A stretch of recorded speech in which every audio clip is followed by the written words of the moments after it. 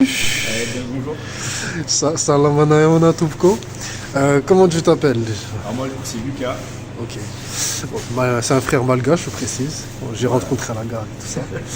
Et dis-moi justement, moi voilà, je lui ai parlé en off, je lui ai dit qu'on allait parler de Jésus, parce que moi je parle que de Jésus, je suis une chaîne chrétienne. Ouais. Et donc la question que je demande à tous mes invités sur ma chaîne, c'est le but de la vie, selon chacun. De la vie. Ah oui, ça diffère en fonction de... Ça va différer. Le but ultime, donc, Ah oui, quand même. c'est de rendre gloire à Dieu. Et on a cette mission d'évangélisation qui nous a été confiée par Jésus à la fin, d'aller vers chacun pour transmettre la bonne nouvelle. C'est vrai. Essayer de sauver vraiment un max de personnes. Ah, Même bien qu'on soit, que Dieu sache qui l'acceptera ou pas dans son cœur. On est quand même c'est messager et ça passe par nous, cette évangélisation. Donc c'est un témoignage, la vie, c'est témoigner de l'amour que Dieu nous a témoigné, c'est transmettre cet amour qui nous a été donné, parce qu'on peut pas donner ce qu'on n'a pas reçu. Amen, alléluia, c'est vrai. Par exemple, je vais te donner un exemple. Je vois les témoins de Jéhovah, les Mormons. À chaque fois que je les vois, alors que le pasteur il m'a dit, pour prêcher, il faut que tu aies un appel de Dieu. Ouais. Eux qui n'ont pas eu un appel, je me dis, mais comment tu peux trouver là la foi de... Ouais. Qu'est-ce que tu en penses de ça? Moi, je me dirais... Ouais, après, de toute façon, je pense les musulmans, ils n'ont pas alors ils n'ont pas les mêmes approches que nous. C'est plus par des vidéos, par tout ça. Bon, je ne vais pas m'étaler plus que ça, mais ils ont aussi cette mission, d'une certaine façon. Elle va être confiée par notre Dieu. Oui. Et ils ont cette mission aussi. Ah mais c'est vrai, c'est vrai. Alors l'appel, bon toi tu es chrétien je pense. Ouais, c'est ça. Tu as expérimenté la nouvelle naissance? La nouvelle naissance, de par l'esprit, tu as été né à nouveau? Ouais, c'est ça, c'est la conversion. C'est ça, c'est la vraie conversion. Oui. C'est la vraie conversion. Parce que oui, on peut confesser d'être chrétien. Il y a beaucoup de personnes qui confessent être chrétiens, mais tant qu'ils n'ont pas eu une expérience avec le Seigneur Jésus, bon. Nous, voilà, les pentecôtistes par exemple, on va te dire que personne ne croit vraiment s'il n'a pas le Saint-Esprit par exemple. Ouais. C'est un tout quand on reçoit Dieu. On reçoit Dieu, le Père, le Fils, on reçoit le Saint-Esprit. Oui, c'est ça. C'est un tout. Et donc, je sais pas si toi ça te dérangerait. Bon, en off, il m'a dit voilà, qu'il est passé d'évangéliste à catholique. Bon, ça, on fera ça après, mais est-ce que tu veux nous dire un peu ton témoignage de comment tu as rencontré Jésus? Comment ça s'est fait? Ça s'est pas fait comme ça, moi je le sais parce que ça se fait pas comme ça. Bon c'est bien, alléluia. Donc tu l'as rencontré en France en 2010, quelle année? 2019 aussi. 19. Okay. C'est bien, gloire à Dieu. Alors, ça va m'amener à la deuxième. Tu m'as dit un peu plus tôt que voilà, tu as arrêté d'aller aux églises évangéliques. C'était quoi? C'est l'AED? CAEF. Okay. Et là, tu es revenu à l'église catholique. Ouais, alors ça fait vraiment débat, ça, parce que je connais beaucoup de frères, ils font le chemin inverse. Ouais. Ils sortent de l'église catholique pour aller aux évangéliques. Mais toi, tu as fait l'inverse. Ouais. Alléluia. Ça se fait de plus en plus, hein, mais ouais, on n'en entend pas trop parler. Donc du coup, dis-moi ta perspective, ça c'est vraiment, et parle un peu plus fort, mais dis-moi ta perspective à ce niveau-là. La perspective? Ben oui, comment tu as fait pour justement passer d'une évangélique à une catholique? Parce que les deux ont des doctrines différentes. Il y a de belles différences Amen.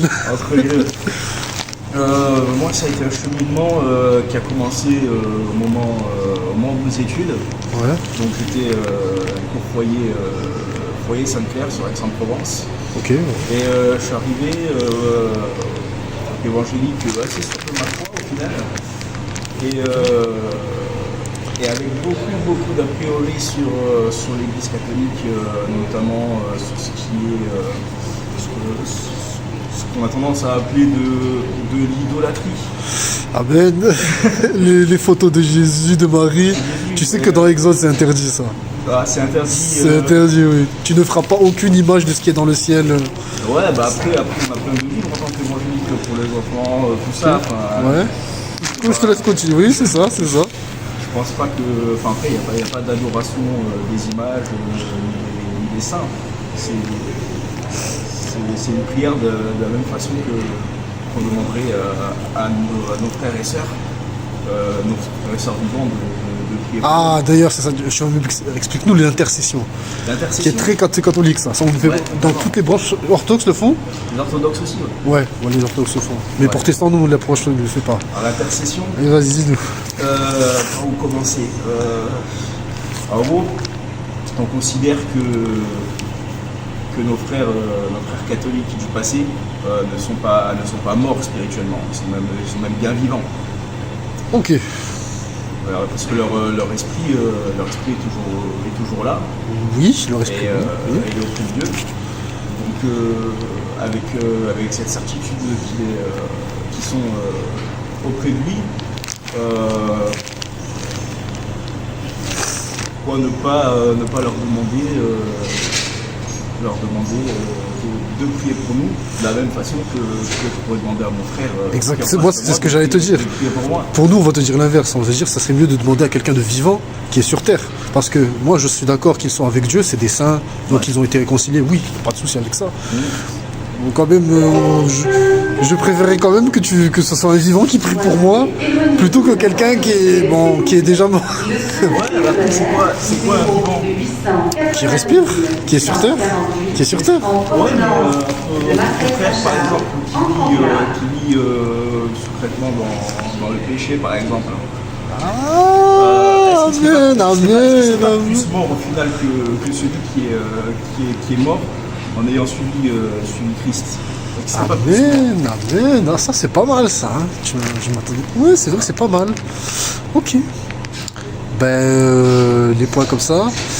Il y a ça et il y a voilà, l'intercession et bien sûr le sujet numéro 1, la maman de Jésus. Ah, oui.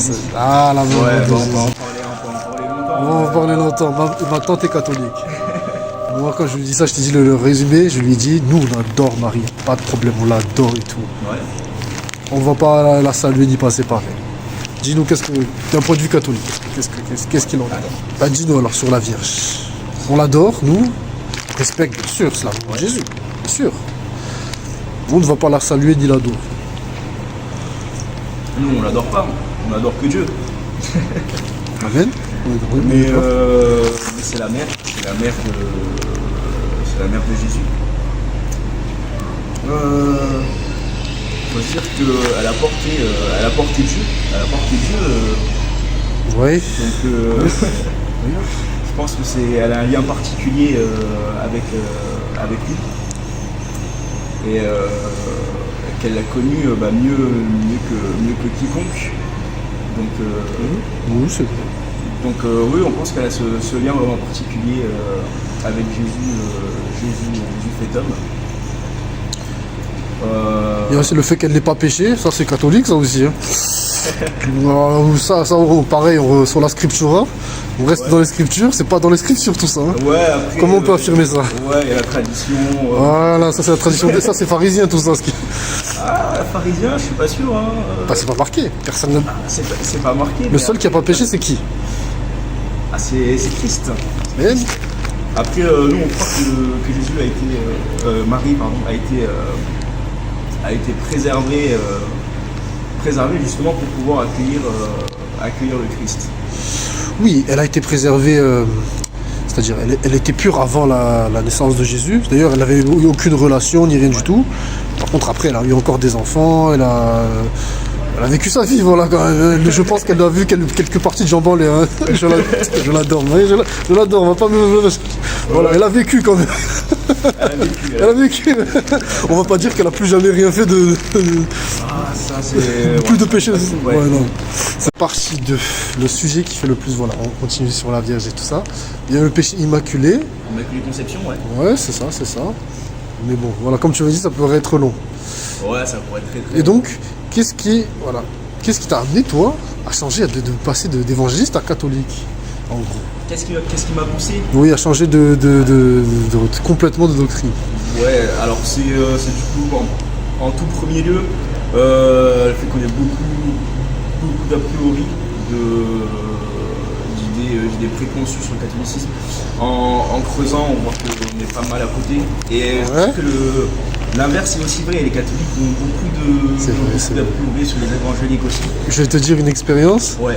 J'ai parlé à des sœurs que j'ai voulu interviewer. Ouais. Elles ont refusé. La première chose qu'elles m'ont demandé, c'est est-ce que tu es catholique?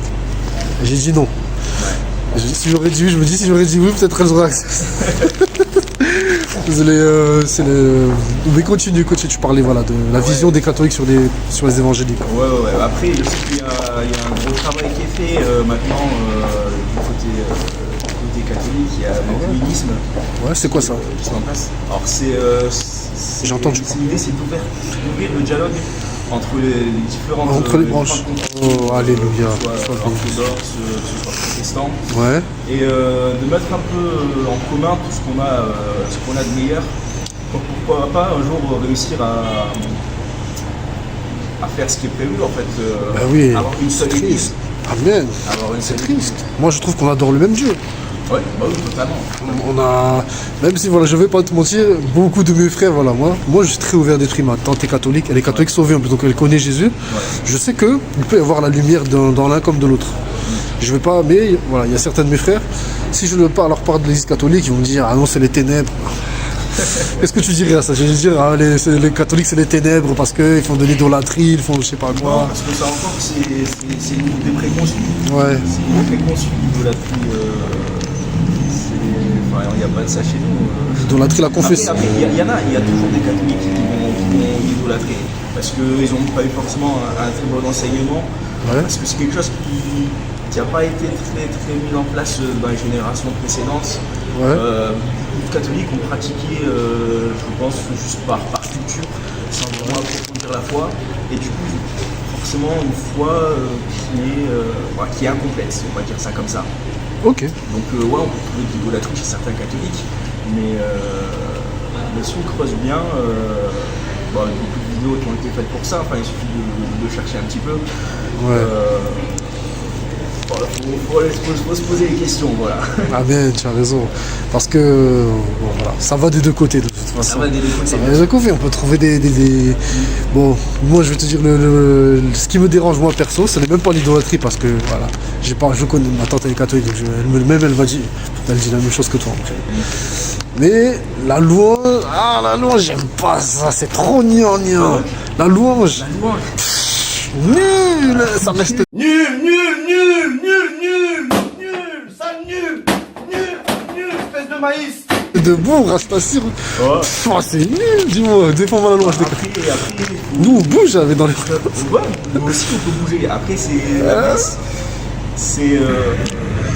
pas pour se faire plaisir. C'est un sacrifice de moi, un sacrifice. C'est pas le premier, c'est pas de se faire plaisir. Alors après, on peut faire. Quand même, c'est pour adorer Dieu, oui, c'est pour adorer Dieu, voilà. Ça, enfin, et oui, que ce soit gnangnan là. Oui. Mais en dehors de la messe, entre jeunes, faire des soirées jeunes, c'est ouais. Mais voilà, la messe. Puis franchement, une bonne chorale.